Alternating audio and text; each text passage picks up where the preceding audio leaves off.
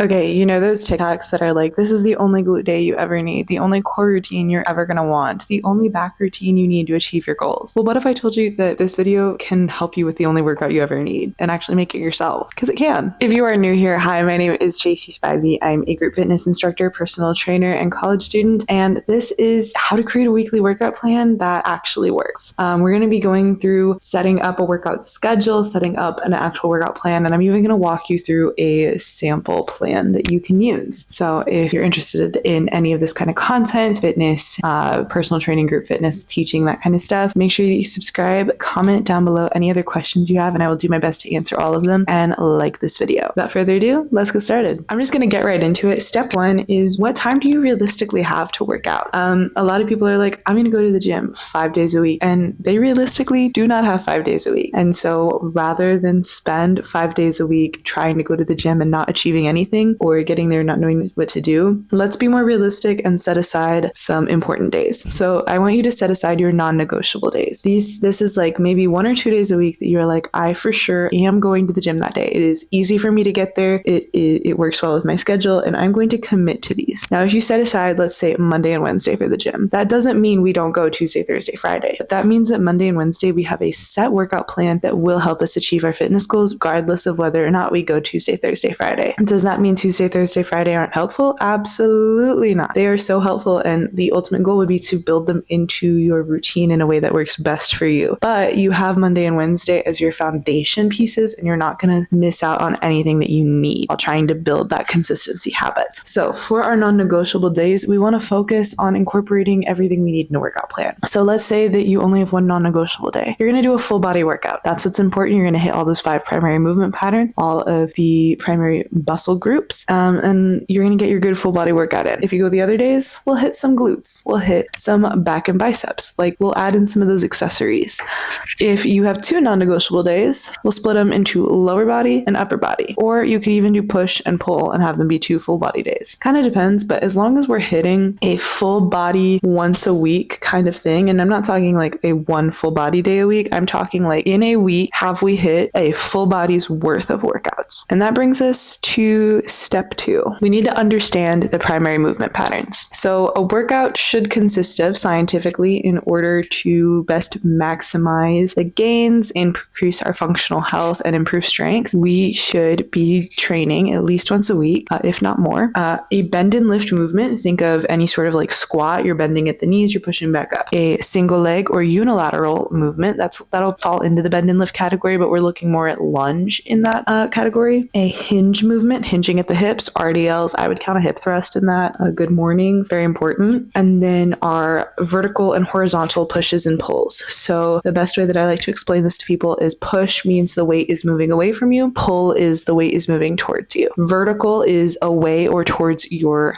head and shoulders, and horizontal is away or towards your chest and torso. There's also rotation and stability. Those are our core movements. Rotation is your twisting from side to side, and stability is pretty much your back, is your abdomen stays the same, and it is either your shoulders moving or your legs moving, and we're working the upper and lower core. So these are the things that you want to make sure that you hit at least once a week. Our next step is to understand the primary muscle groups and how these things go together. So the primary muscle groups that we want to see when training are quads, glutes, hamstrings, calves, chest, shoulders, triceps, back, and biceps. Of course, there are lots of other things. People might include traps, different parts of the back. I kind of lump the back into one thing, primarily lats though, even rear delt. Now, how do these muscle groups and movement patterns go together? Well, when we are working our quads, we're typically going to be doing a bend and lift or single leg movement. Same thing for glutes. That's another bend and lift single leg movement. Hamstrings, we primarily work with that hinge motion, especially on like an RDL. Calves, we would consider a very necessary accessory movement. I could go on and on about calf health, by the way. Chest is almost always going to be a horizontal push. Shoulders is almost always going to be a vertical push. Back is a vertical pull. Think like lat pull down or pull up. Biceps, horizontal pull. And I'm more specifically referring to the rows, like the more bicep heavy rows, but that also works the back as well. And triceps is a necessary accessory movement. So I'll have this all listed out down below. But if you can make sure that you're hitting each of these muscle groups and each of these movement patterns once a week, that's the workout routine that is going to best maximize your gains and strength in the gym, grow your glutes, improve your core, improve your overall fitness,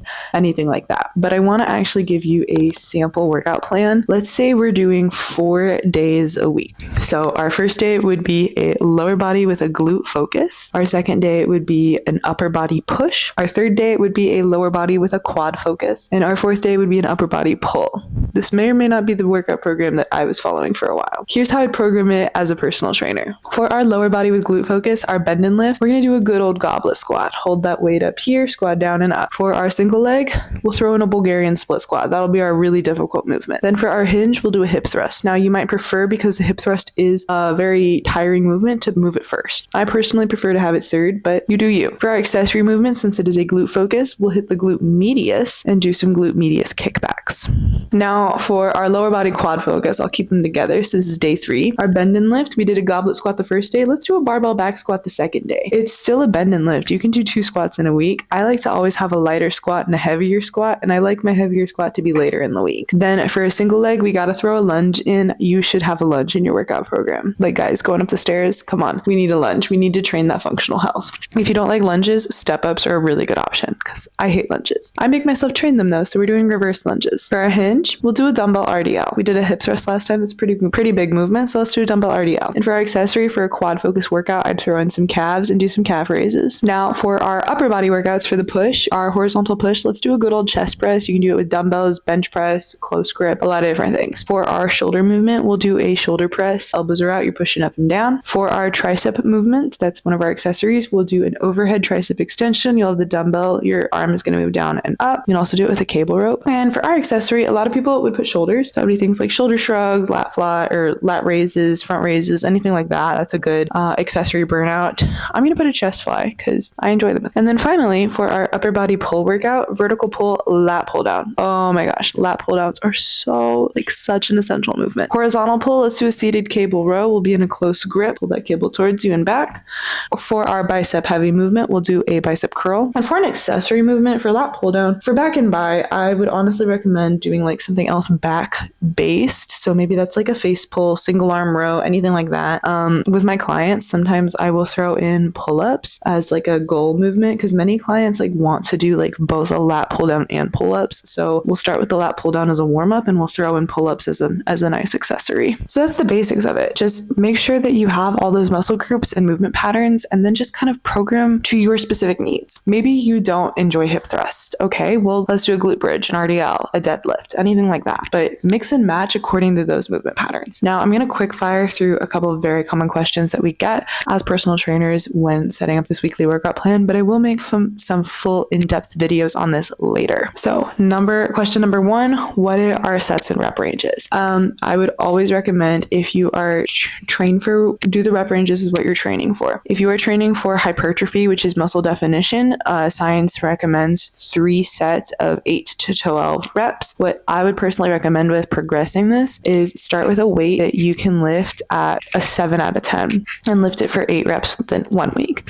The next week when you come back, lift that same rep for 3 sets of 10 reps. The next week when you come back and you're ready, lift it for 3 sets of 12 reps. And like, you don't have to progress it every week, but every time you're ready, progress it.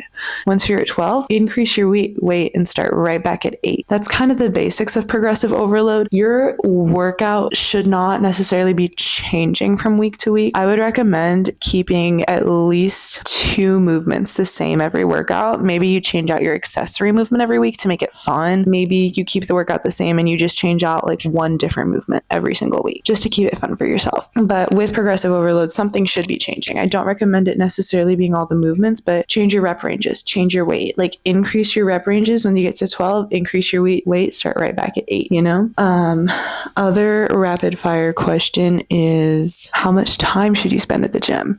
Rest periods for hypertrophy are typically, with compound movements, I would say you need at least a minute of rest, maybe 2 to 3. For those accessory burnouts, 30 seconds to a minute. Give yourself adequate rest and really focus on slowing those reps down and and having really good form. That is all that I have for you guys in today's video. Again, this series is going to continue. So if you have any questions, anything you want me to make a video on, comment it down below. I will do my best to answer everything or make videos as soon as I can on all these topics. I'm just here trying to provide some education and information about strength training because personal trainers are not the most accessible thing, and moving our bodies should be something that we all enjoy. And so thank you guys so much for watching. I hope you have a wonderful, amazing day. Make sure you like, comment, and subscribe. Bye bye.